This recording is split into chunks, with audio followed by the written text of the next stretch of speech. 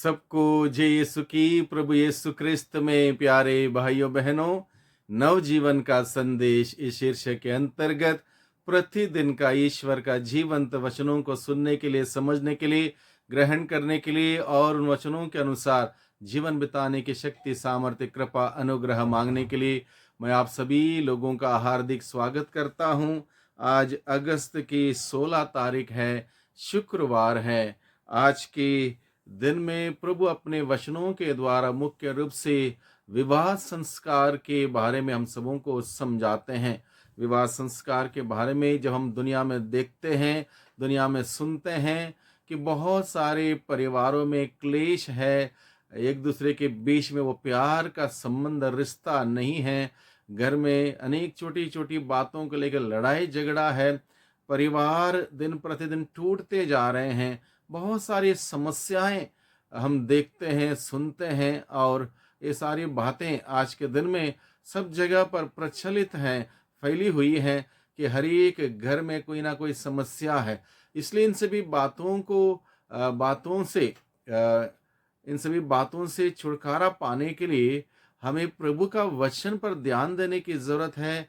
प्रभु ने विवाह संस्कार को क्यों रचा, इसका लक्ष्य क्या है, इसका उद्देश्य क्या है, इसका मकसद क्या है, इन सभी बातों को अगर हम समझ जाएंगे तो निश्चित रूप से परिवार जो परिवार टूट गए हैं उनका पुनर्निर्माण हो सकता है, एक नई शुरुआत हो सकती है, एक प्यार भरी जिंदगी वो जी सकते हैं। इसलिए आज के दिन में प्रभु के वचनों के सहारे हम इस महान विवाह संस्कार के रहस्यों को जानने का, समझने की चेष्टा हम सभी करेंगे। आज के दिन में हम सबों के लिए प्रसंग दिया है संत मत्ती के द्वारा रचित सुसमाचार अध्याय 19 पद संख्या 3 से 12 का प्रसंग है। इसमें लिखा है, फरीसी ईसा के पास आए और उनकी परीक्षा लेते हुए यह प्रश्न किया, क्या किसी भी कारण से अपनी पत्नी का परित्याग करना उचित है? ईसा ने उत्तर दिया, क्या तुम लोगों ने यह नहीं पढ़ा कि सृष्टिकर्ता ने प्रारंभ से ही उन्हें नर नारी बनाया और कहा कि इस कारण पुरुष अपने माता पिता को छोड़ेगा और अपनी पत्नी के साथ रहेगा और वे दोनों एक शरीर हो जाएंगे। इस प्रकार से प्रभु समझाता, सृष्टिकर्ता ने प्रारंभ से किस लक्ष्य को, उद्देश्य को लेकर इस संस्कार को रचा, इस बात को प्रभु हमें समझाता। इसलिए आज के दिन में मैं आप सभी लोगों के सामने 2-3 महत्वपूर्ण बातें शेयर करना चाहता हूं, साझा करना चाहता हूं।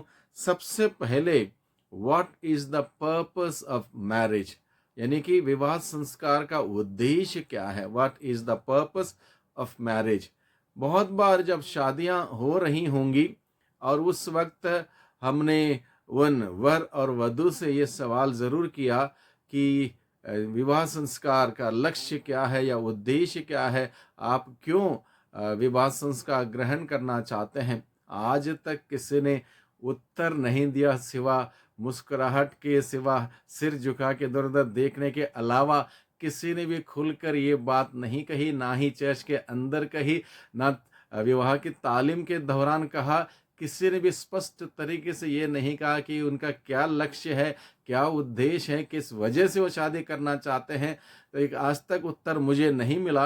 हो सकता है वो जानते हैं लेकिन बता नहीं चाहते थे, हो सकता है वो नहीं जानते हैं इसलिए नहीं बता पाए, हो सकता है स्पष्ट नहीं है, वो कॉन्सेप्ट क्लियर नहीं है, हो सकता है गलत धारणा भी है, बहुत सारी बातें हो सकती हैं।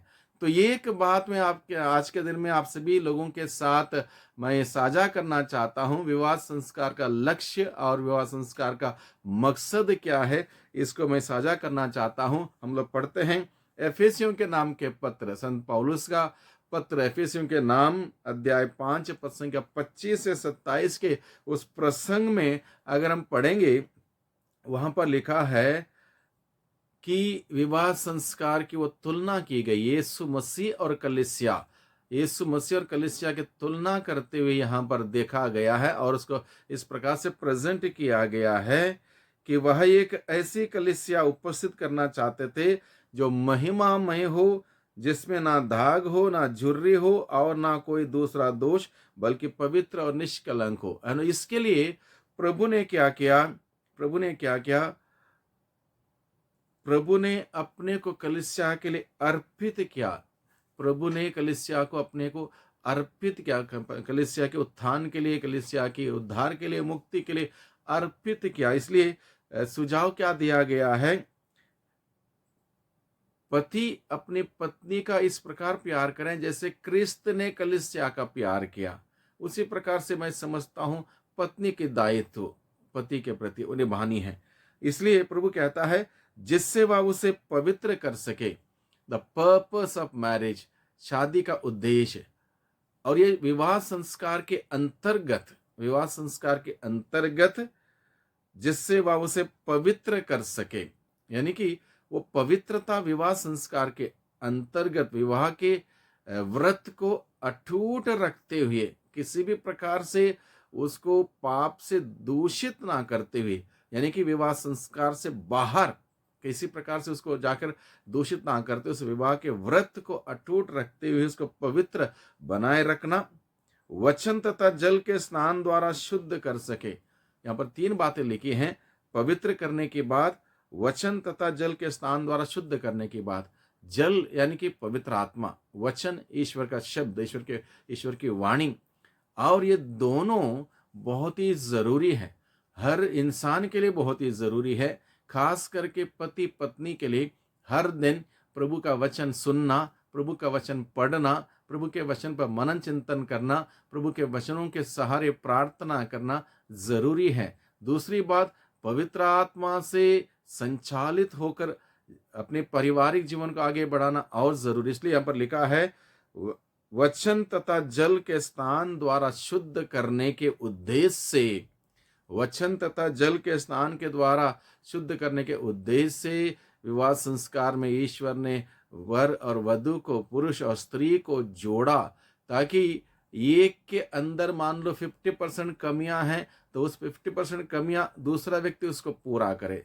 और उदाहरण के लिए पुरुष में 50% कमियां हैं तो स्त्री की अच्छाइयां उसको पूरा करेंगे, स्त्री में कमियां हैं पुरुष की अच्छाइयां पूरा करें। इस प्रकार से वो एक रहस्य है, वे अब के 2 नहीं बल्कि एक बन के जिएंगे, एक महान रहस्य वहां पर लिखा है। इसलिए यहाँ पर उद्देश्य क्या है, विवाह संस्कार के अंतर्गत ईश्वर के सानिध्य में, ईश्वर के नजरों में, ईश्वर के दृष्टि में वचन के अनुसार जीवन बिताना, पवित्र आत्मा से अगुवाई से जीवन बिताना, और इस प्रकार से विवाह के अंतर्गत विवाह का व्रत को अटूट रखते हुए पवित्र जीवन बिताना, यह है लक्ष्य उद्देश्य। क्यों?